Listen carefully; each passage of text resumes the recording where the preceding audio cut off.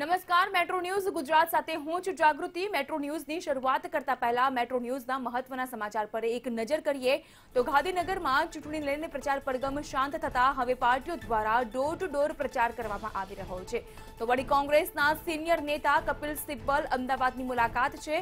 જૂનાગઢની વાત કરવામાં આવે તો સક્કરબાગમાં આજથી 9 ઓક્ટોબર સુધી પ્રવેશ ફ્રી આપવામાં આવશે। તેમજ સુરતના કમિશનરે નવરાત્રીમાં કેસ ન વધે તે માટે દરેક ખેલૈયા માટે રસી ફરજિયાત કરી નાખી છે।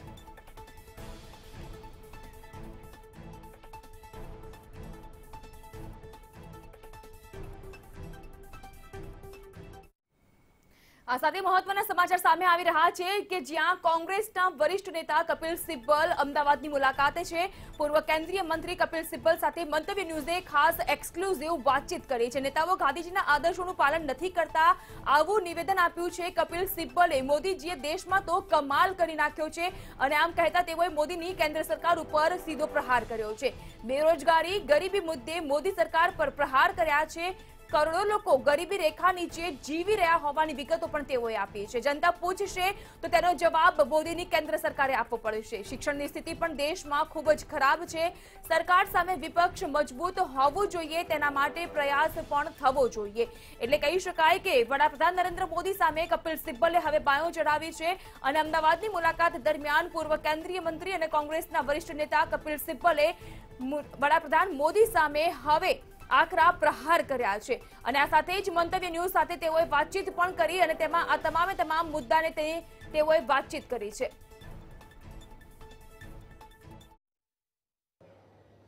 कांग्रेसना सीनियर नेता अने पूर्व केंद्रीय मंत्री एवा कपिल सिब्बल आज गुजरात प्रवास पर छे। तेमनी साथे ज वातचीत करीशुं। सर, आज गांधी जयंती का पर्व है और आप गांधी के गुजरात में आए हैं, क्या कहेंगे? मैं इतना ही कहूँगा कि शायद हमारे जो नेता लोग हैं, खासतौर पे सत्ता में जो बैठे हुए हैं, वो तो गांधी जी को भूल ही चुके हैं। बात तो गांधी की करते हैं, लेकिन गांधी के आदर्श जो हैं, जो उनके विचारधारा है, उनसे तो कहीं वो दूर अलग हैं। मतलब कि गांधी नॉर्थ पोल में हो तो वो साउथ पोल में है। अच्छा सर, कितना बदलाव आ चुका है जब गांधी जी थे उस वक्त के जो देश था और फिलहाल जो हाल की जो परिस्थिति है उसको लेकर। मैं तो कहता हूँ कि मोदी जी ने कमाल कर दिया। ऐसा तो हमें कभी देश देखा ही नहीं। मतलब कि एक तो आपको मालूम है, गुप्ता एज को हम गोल्डन एज कहते थे। हाँ, और ये तो देखो हिंदुस्तान की गोल्डन एज है। जितनी बेरोजगारी आज है कभी हुई ही नहीं, जितनी गरीबी आज है कभी हुई ही नहीं। मतलब कि लोग इस कार्यकाल में 2014 के बाद करोड़ों लोग गरीबी की रेखा के नीचे आ गए। करोड़ों लोग बेरोजगारी, रोज के रोज आप देखते हो कि हमारी महिलाओं बच्चियों के साथ जो बलात्कार हो रहा है वो आप देख रहे हो। ठीक है ना। जिस तरह से कहा जा रहा है कि हम आपकी पहचान जो आप पहनते हो उसे हम आप पहचान चाहते हैं कि आप कौन हो। जिस तरह से भाषण दिए जा रहे हैं, जिस तरह से इलेक्शन कमीशन अपना काम कर रही है, जिस तरह से ईडी अपना काम कर, ऐसा बदलाव तो हमने देखा ही नहीं। तो वो सही कह रहे थे कि जब मैं आऊँगा सत्ता में मैं ऐसा बदलाव लाऊंगा जो अभी आपने देखा वो कांग्रेस ने कभी किया ही नहीं। और सही बात है, हमने कभी ऐसा नहीं किया, लेकिन ये कर भी रहे हैं और ऐसे कर रहे हैं जैसे कोई इनको कोई पूछने नहीं वाला। तो जनता पूछेगी, हम जन आंदोलन शुरू करेंगे, आप भी पूछेंगे। अभी तक कभी कभार आप पूछते हो, आप पूछने लगेंगे जब हम आपके सामने। अच्छा सर, आप आंदोलन की बात करें, कब से आंदोलन शुरू होगा और किस तरह से करोगे? वो देखेंगे, बात करेंगे। अच्छा सर, कोविड के बाद देखा गया कि हेल्थ की जो पॉलिसीज है उसमें बदलाव लाने चाहिए। फिलहाल देश में जो परिस्थिति है हेल्थ और एजुकेशन को लेके, उसको लेके आप क्या कहेंगे? बदतर हालत। आपको याद होगा कि मैंने आकाश टैबलेट की बात की थी जब मैं मंत्री था। ठीक है ना। अगर आप आज इन्होंने कनेक्टिविटी कर दी होती, आकाश टैबलेट बच्चों के हाथ दे दिया होता, तो 1.5 साल जो बच्चे गरीब बच्चे पढ़ाई नहीं कर पाए वो पढ़ लेते। लेकिन इनको उसके बारे में इनको सोचना ही क्या। ये बात सोचती हैं कि कैसे अगले चुनाव में मैं सत्ता में पहुंचूं। सर, आपको नहीं लगता कि सरकार के सामने विपक्ष भी मजबूत होना चाहिए? तो किस तरह से बदलाव आने चाहिए विपक्ष में? बिल्कुल होना चाहिए, मजबूत होना चाहिए, इकट्ठा होना चाहिए, एकजुट होकर लड़ना चाहिए। इसी का प्रयास होगा। बिल्कुल। तो आ हता सीनियर लीडर कांग्रेसना के कपिल सिब्बल के जेओ जणावी रह्या छे कि क्यांक ने क्यांक विपक्ष छे ते नबळું पड़ी રહ્યું છે। कैमरा पर्सन वीर व्या साथे आयुषी याज्ञिक, मंतव्य न्यूज़, अमदावाद। અમદાવાદની મુલાકાતે હાલ છે પૂર્વ કેન્દ્રીય મંત્રી અને કોંગ્રેસના વરિષ્ઠ નેતા કપિલ સિબ્બલ કે જેઓએ અમદાવાદમાં ગાંધી આશ્રમની મુલાકાત લીધા બાદ મંતવ્ય ન્યૂઝ સાથે ખાસ વાતચીત કરી અને આડે હાથ લીધી છે કેન્દ્ર સરકારની। વડાપ્રધાન નરેન્દ્ર મોદી ઉપર પણ તેઓએ તીખા તેવર દર્શાવ્યા।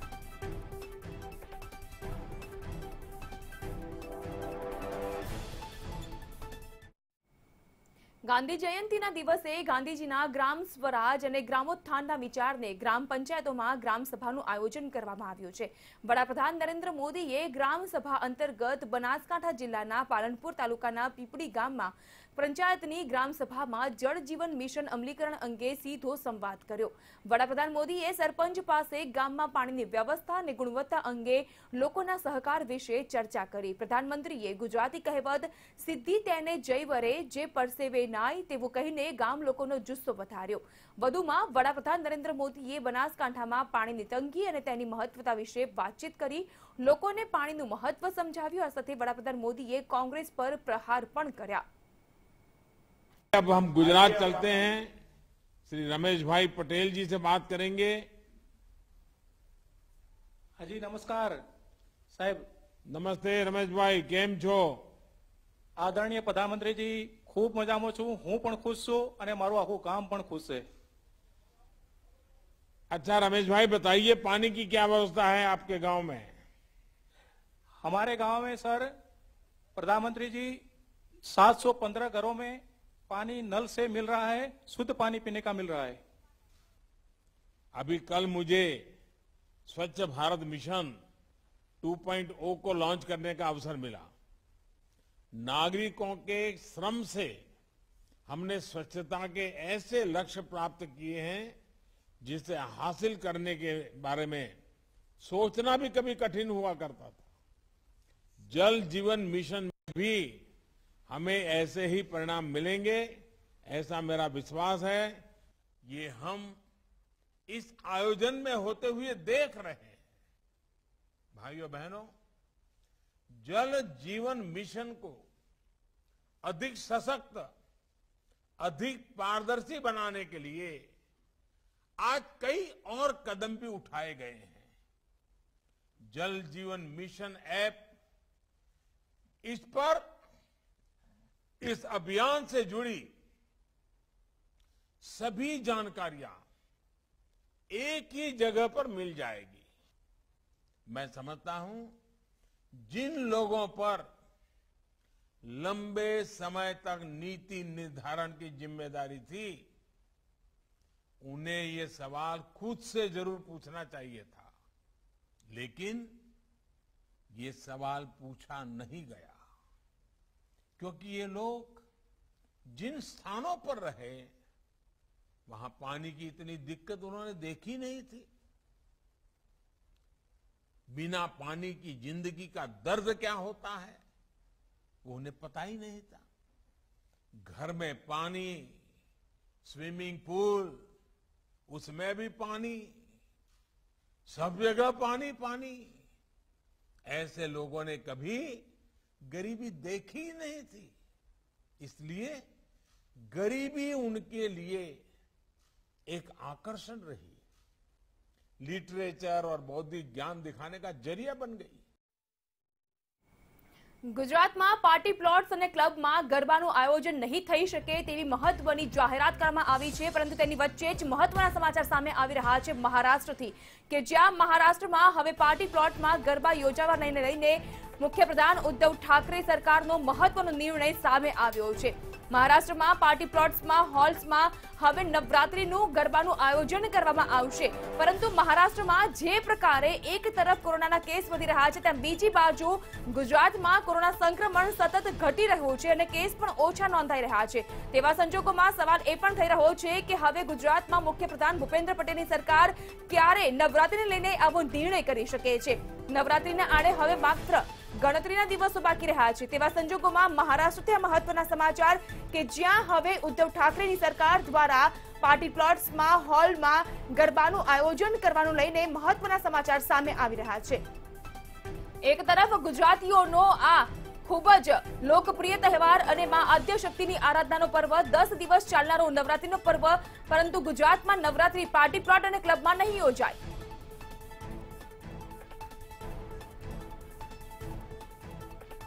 તો આ સમગ્ર ઘટનાને લઈને વધુ માહિતી માટે જોડાઈ ચૂક્યા છે ગરબાના આયોજક અભિલાષ ગોડા. અભિલાષજી, સ્વાગત આપનું મંતવ્ય ન્યૂઝમાં. જે પ્રકારે આમ જોવા જઈએ તો ગુજરાતીઓનો મનપસંદ તહેવાર છે નવરાત્રી. ગુજરાતમાં પાર્ટી પ્લોટ અને ક્લબમાં ગરબાનું આયોજન નહીં, પરંતુ મહારાષ્ટ્રમાં થશે. ગુજરાતનો મનપસંદ નહીં, ગુજરાતની ઓળખ જ ગરબા છે. જી, આપણે એવું ચોક્કસ કહી શકીએ. ત્યારે દુઃખ સાથે કહેવું પડે કે અમેરિકા, કેનેડા, દુબઈ અને હવે તો મહારાષ્ટ્રમાં પણ લોકોને ચોક્કસ એસઓપી સાથે મંજૂરી મળી ગઈ છે. અમે પણ ઘણા દિવસથી રાજ્યના આદરણીય મુખ્યમંત્રી શ્રી, ગૃહમંત્રીશ્રીને રજૂઆત કરી રહ્યા છીએ. અમારી માગણી એટલી જ છે કે એ જ એસઓપી સાથે તમે શેરી ગરબાની સાથે પાર્ટી પ્લોટ, નાના ગ્રાઉન્ડ અને ક્લબને પણ જો એમાં ઇન્વોલ્વ કરો તો ગુજરાતના લાખો કલાકારો, કસબીઓ અને આનુષંગિક સેવા આપતા લોકો આમાં સચવાઈ જશે અને ઘણા બધાની દિવાળી સુધરી જશે. 19 મહિનાથી કલાકાર બેકાર છે, ખૂબ હતાશ છે, ખૂબ કુવિચારો એમને આવે છે. એવી પરિસ્થિતિમાં સરકારશ્રી તરફથી અમારી આટલી નાનકડી અપેક્ષા છે. આ અમારું કોઈ આંદોલન, વિરોધ, વંટોળ, દેખાવો કે એવી કોઈ વાત નથી. અમે માત્ર ને માત્ર સાચી માગણી કરીએ છીએ. અમને આશા છે કે ખૂબ જલ્દી, હવે સમય ઓછો છે, 5 જ દિવસ બાકી છે, તો સરકાર તાત્કાલિક ધોરણે આનો નિર્ણય કરી અને જાહેર કરશે તો હું એવું માનું છું કે ગુજરાતના તમામ કલાકારો ખુશીનો માહોલ ફેરવાઈ જશે. અભિલાષજી, એક તરફ હોટેલ રેસ્ટોરન્ટ્સમાં જે લોકોને ડબલ વેક્સિનના ડોઝ નહીં હોય તે લોકોને પ્રવેશ પર પાબંદી, આવો જ નિર્ણય ગરબાના આયોજનમાં પણ કરી શકાય છે અને જો આવો નિર્ણય લેવાય તો પાર્ટી પ્લોટ્સ અને ક્લબમાં પણ મોટા પાયે ગરબા નવરાત્રી યોજાઈ શકે તેમ છે. બિલકુલ, આપણે ચોક્કસ એવું માનીએ છીએ અને એને સરકારે જે નિયમો બનાવ્યા છે એની સાથે અમે ક્યાંય કોઈ વિરોધમાં નથી. વેક્સિનેશનનું ચેકિંગ હોવું જ જોઈએ અને આટલા મોટા પ્રમાણમાં વેક્સિનેશન થયું છે ગુજરાતમાં, એ બહુ સારી વાત છે. ગુજરાતમાં હવે કેસીસ જોવા જાવ તો ખૂબ નહીવત છે.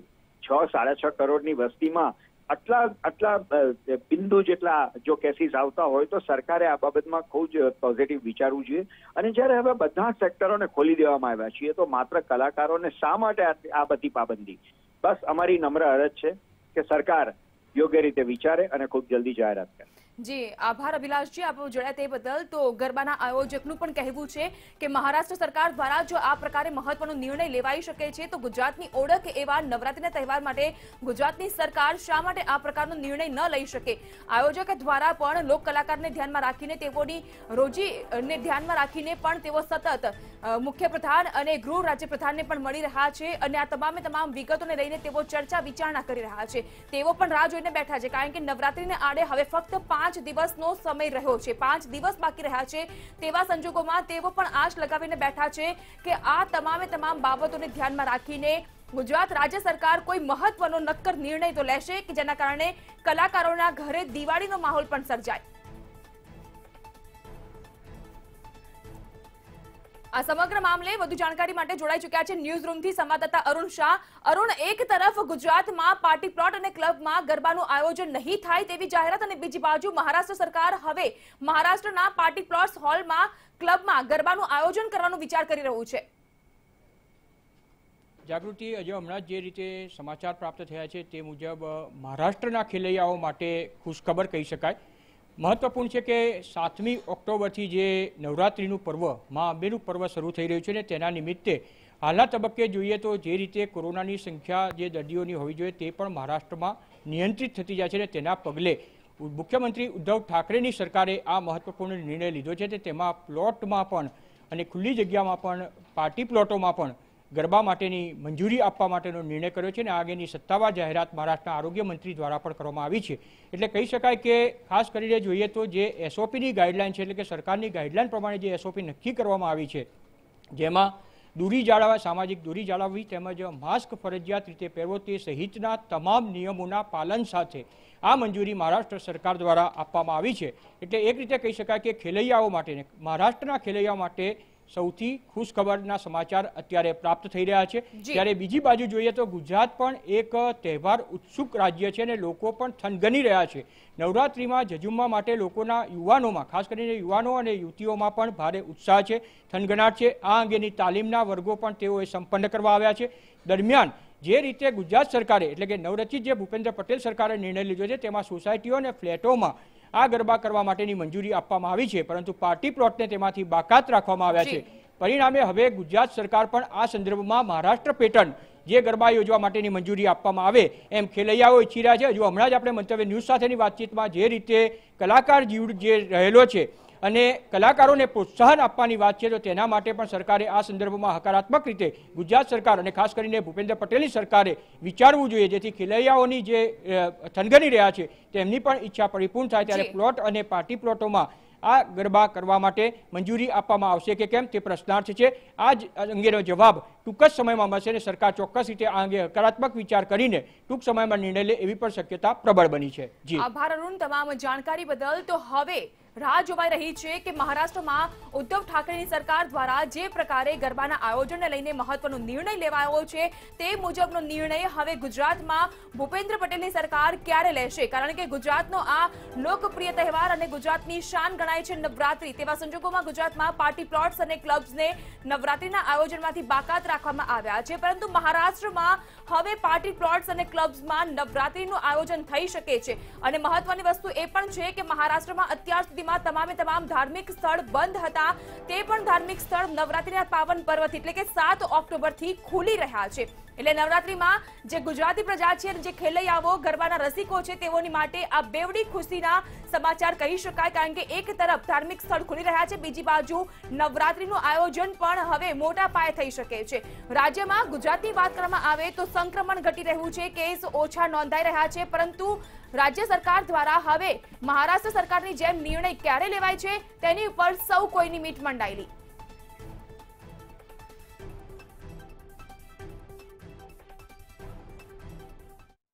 આ સાથે જ આરએસએસની મહત્વની બેઠકને લઈને પાટનગર ગાંધીનગરથી મહત્વના સમાચાર સામે આવી રહ્યા છે. જે વિગતો મળી રહી છે તે મુજબ મુખ્યપ્રધાન ભૂપેન્દ્ર પટેલ સહિતના અગ્રણીઓ ગાંધીનગરમાં આયોજિત થનારી આરએસએસની સમન્વય બેઠકમાં ઉપસ્થિત રહેશે. ભગીની સંસ્થાના પદાધિકારીઓ પણ આ બેઠકમાં ચર્ચા વિચારણા કરશે. ગાંધીનગરમાં આરએસએસની સમન્વય બેઠક મળવા જઈ રહી છે કે જેમાં મુખ્યપ્રધાન ભૂપેન્દ્ર પટેલ સહિતના તમામ અગ્રણીઓ ઉપસ્થિત રહેશે. ખૂબ જ મહત્વની આ બેઠક હશે અને તેમાં ભગીની સંસ્થાના તમામ પદાધિકારીઓ સાથે ચર્ચા વિચારણા કરવામાં આવશે.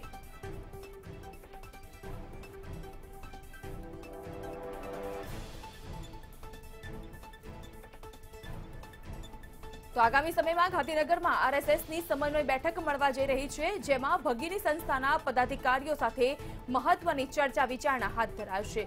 અને આ આરએસએસની સમન્વય બેઠકમાં નવનિયુક્ત મુખ્યપ્રધાન ભૂપેન્દ્ર પટેલ સહિતના અગ્રણીઓ ઉપસ્થિત રહેશે.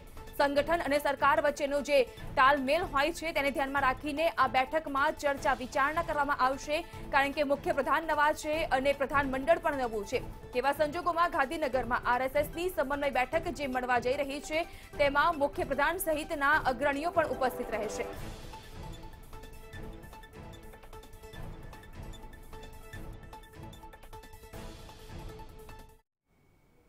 વરસાદી માહોલને લઈને અમદાવાદથી મહત્વના સમાચાર સામે આવી રહ્યા છે. અમદાવાદના કેટલાક વિસ્તારમાં વરસાદી માહોલ જોવા મળી રહ્યો છે. ખૂબ જ મહત્વના સમાચાર. અમદાવાદમાં વધુ એક વખત મેઘરાજાએ આગમન કર્યું છે. અમદાવાદના કેટલાક વિસ્તારમાં વરસાદી આગમન થયું છે. ક્યાંક ધીમી ધારે વરસાદ તો ક્યાંક વરસાદી હળવા ઝાપટા પણ જોવા મળી રહ્યા છે. અમદાવાદના વાતાવરણમાં પલટો જોવા મળી રહ્યો છે અને ગાજવીજ સાથે કેટલીક જગ્યાએ વરસાદ નોંધાયો તો ક્યાંક ધીમી ધારે વરસાદ વરસી રહ્યો છે. અમદાવાદના વાતાવરણમાં અચાનક જ પલટો. પકવાન ઇસ્કોન જજીસ બંગલા રોડ પર વરસાદે માજા મૂકી છે. શહેરના અનેક વિસ્તારમાં વરસાદની શરૂઆત થઈ ચૂકી છે અને એકવાર વધુ અમદાવાદીઓ હવે વરસાદમાં ભીંજાઈ રહ્યા છે.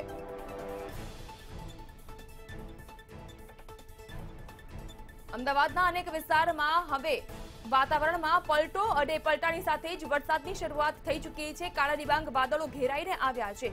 પકવાન સિંધુ ભવન રોડ, ઇસ્કોન જજીસ બંગલો રોડ પર વરસાદ નોંધાઈ રહ્યો છે અને અમદાવાદીઓ વધુ એક વખત મેઘરાજાની આ હરખની હેલીમાં હરખાઈ રહ્યા છે, ભીંજાઈ રહ્યા છે.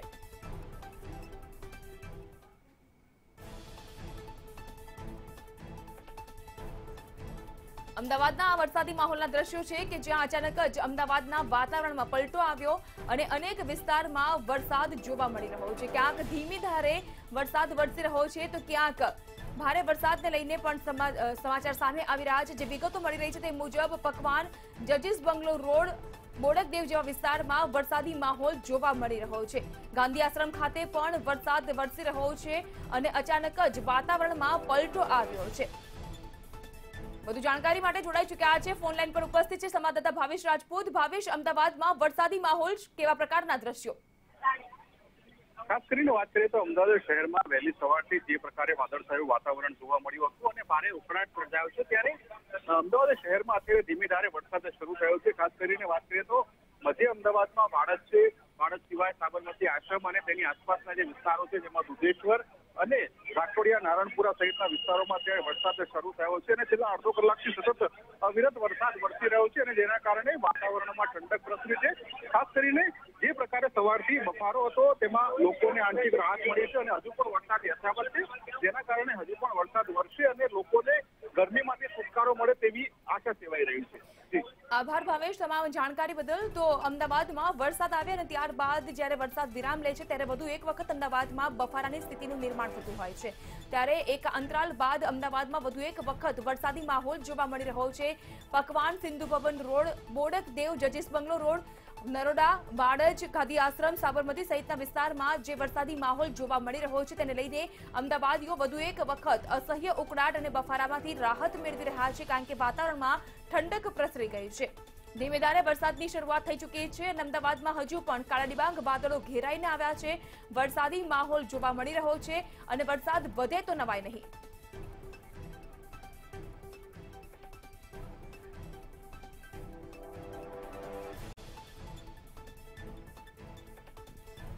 અમદાવાદમાં વરસાદી માહોલ જોવા મળી રહ્યો છે. બોડકદેવ, રાણીપ, સિંધુ ભવન, ચાંદલોડિયા, થલતેજ, ગોતા આ વિસ્તાર એવા છે કે જ્યાં વરસાદની શરૂઆત થઈ ચૂકી છે અને વરસાદી ઝાપટા પડી રહ્યા છે.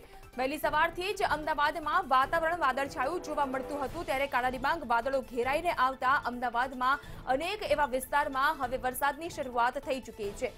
બોડકદેવ, રાણીપ, સિંધુ ભવન, ચાંદલોડિયા, થલતેજ, ગોતા, સાબરમતી અને તેની સાથે જ બાળજ અને પકવાન જેવા વિસ્તારમાં વરસાદી માહોલની શરૂઆત થઈ ચૂકી છે.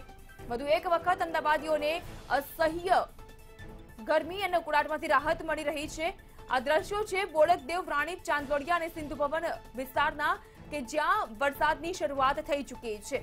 અસહ્ય ઉકળાટ અને અમદાવાદમાં સામાન્ય વરસાદની બાદ પણ બફારો ખૂબ જ જોવા મળતો હોય છે, ત્યારે વધુ એક વખત અમદાવાદીઓને વાતાવરણમાં ઠંડક પ્રસરી જતા અસહ્ય ઉકળાટ અને બફારામાંથી રાહત મળી રહી છે. પરંતુ જે વાહન ચાલકો નીકળ્યા હતા તેઓ હવે વરસાદના પાણીથી ભીંજાઈ રહ્યા છે. વધુ એક વખત અમદાવાદના વાતાવરણમાં પલટો જોવા મળી રહ્યો છે અને અનેક વિસ્તારમાં વરસાદી માહોલની શરૂઆત.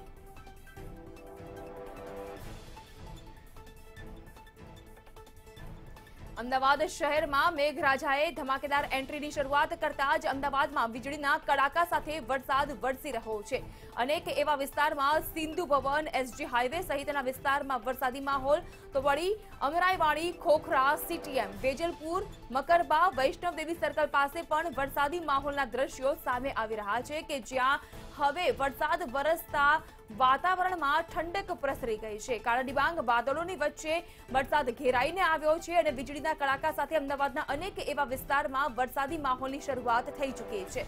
હજુ પણ વાદળો ઘેરાઈને આવતા વરસાદી માહોલ આગળ યથાવત રહે તેવી પણ શક્યતાઓ દેખાઈ રહી છે.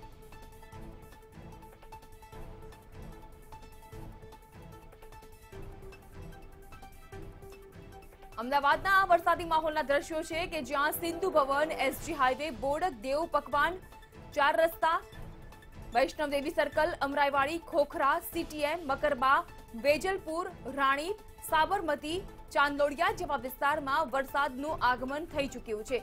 ભારે વીજળીના કડાકા વચ્ચે વરસાદી માહોલ જોવા મળી રહ્યો છે. અનેક એવા અમદાવાદના વિસ્તાર છે કે જ્યાં વરસાદની શરૂઆત થઈ ચૂકી છે. અમદાવાદીઓ વરસાદની આતુરતાથી રાહ જોતા હોય છે અને જો સહેજ પણ વરસાદ પાછો ખેંચાય છે તો અમદાવાદમાં વધુ એક વખત અસહ્ય ગરમી અને બફારો આવી જતો હોય છે. ત્યારે અમદાવાદીઓને હવે મેઘરાજાની આ એન્ટ્રી સાથે વધુ એક વખત વાતાવરણમાં ઠંડક પ્રસરી જતા અમદાવાદવાસીઓને અસહ્ય ઉકળાટ અને બફારામાંથી રાહત અપાવનારો આ વરસાદ છે.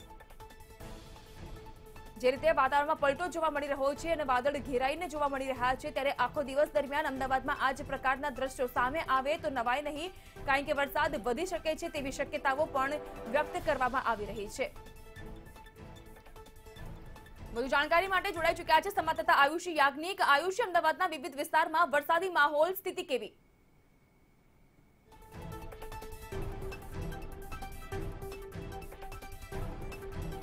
બિલકુલ જાગૃતિ, જે રીતે હાલ ચોમાસું છે વિધિવત રીતે વિદાય લઈ રહ્યું છે, ત્યારે તે પૂર્વે જે વરસાદી સિસ્ટમો હોય છે તેની અસરો જોવા મળતી હોય છે અને આ એ જ વરસાદી ટ્રફ છે કે જે ગુજરાત રાજ્યની અંદર અત્યારે હાલ આ અંતિમ વરસાદ કહી શકાય, છેલ્લો વરસાદ. કારણ કે જ્યારે ચોમાસું વિધિવત રીતે વિદાય લેતું હોય છે તે પૂર્વે જે સિસ્ટમો તૈયાર થયેલી હોય છે તેનાથી વરસાદ પડતો હોય છે. મધ્ય ગુજરાત, ઉત્તર ગુજરાત અને સૌરાષ્ટ્રના અનેક ભાગોની અંદર આ પ્રકારે છૂટો છવાયો વરસાદ પડવાની આગાહી છે હવામાન વિભાગ દ્વારા કરવામાં આવી હતી. આગામી 5 દિવસ સુધી છૂટો છવાયો વરસાદ રહેશે. ત્યારે દ્રશ્યોમાં જોઈ શકાય છે કે શહેરના સિંધુ ભવન વિસ્તારના દ્રશ્યો છે કે જે હાલ વરસાદ છે તે વરસી રહ્યો છે. અલગ અલગ વિસ્તારોની વાત કરીએ તો અત્યારે જે વરસાદ વરસી રહ્યો છે તે પૂર્વ અને પશ્ચિમી અમદાવાદ બંને તરફ વરસી રહ્યો છે. પશ્ચિમ અમદાવાદની વાત કરીએ તો સિંધુ ભવન, થલતેજ, બોડકદેવ, નારણપુરા, નવરંગપુરા, રાણી, ચાંદલોડિયા, ચાંદખેડા સહિતના શહેરો વિસ્તારોની અંદર વરસાદ વરસી રહ્યો છે. જ્યારે પૂર્વની વાત કરવામાં આવે તો બાપુનગર, કાલુપુર, રાયપુર, ઠક્કરનગર, નિકોલ, નારોલ, નરોડા, લાલ દરવાજા સહિતના વિસ્તારોની અંદર પણ અત્યારે ધોધમાર વરસાદ છે તે વરસી રહ્યો છે. જે વરસાદી ટ્રફ છે ગુજરાત રાજ્ય તરફથી પસાર થઈ રહ્યું છે, જેના કારણે આ વરસાદી માહોલ છે તે જોવા મળી રહ્યો છે. આગામી 2 થી 3 કલાક સુધી આ પ્રકારે જ્યાં સુધી સિસ્ટમ આગળ નથી વધતી ત્યાં સુધી આ વરસાદ છે તે જોવા મળશે અને ત્યારબાદ વરસાદ છે વિરામ લેશે. 5 દિવસ સુધી અલગ અલગ ટ્રફ પસાર થશે. તે દરમિયાન આ પ્રકારે વરસાદ છે તે પડવાનો છે. જે રીતે પ્રી મોન્સૂન એક્ટિવિટી થતી હોય છે ત્યારે આ પોસ્ટ મોન્સૂન એક્ટિવિટી થઈ રહી છે કે વરસાદ પહેલા જે ચોમાસાની શરૂઆત પહેલા જ્યારે વરસાદ પડતો હોય છે તે જ પ્રકારે અત્યારે હાલ ચોમાસાની વિદાય બાદ જે વરસાદ પડતો હોય છે તે પ્રકારે હાલ વરસાદ છે તે વિદાય લઈ રહ્યો છે અને તે પહેલા આ જે વરસાદી ટ્રફ છે તે ગુજરાત રાજ્ય તરફથી પસાર થઈ રહ્યું છે અને તેના કારણે ગુજરાતની અંદર સાર્વત્રિક જે મેઘમહેર છે તે જોવા મળશે. છૂટો છવાયો વરસાદ છે તે પડવાનો છે અને હાલ આજે વરસાદ પડવાની શરૂઆત પણ થઈ ચૂકી છે અને આગામી 5 દિવસ માટેનો જે ફોરકાસ્ટ આપ્યો છે તે મુજબ 6 તારીખથી વિધિવત રીતે ચોમાસું વિદાય લઈ લેશે અને ત્યારબાદ જે શિયાળાની પણ શરૂઆત છે તે થવાની છે. અત્યારે જે રીતે હાલ વરસાદી માહોલ છે તે અમદાવાદ શહેરની અંદર જોવા મળી રહ્યો છે અને પૂર્વ અને પશ્ચિમી બંને અમદાવાદની અંદર અત્યારે હાલ ધોધમાર વરસાદ છે તે પડી રહ્યો છે. આભાર આયુષી તમામ જાણકારી બદલ.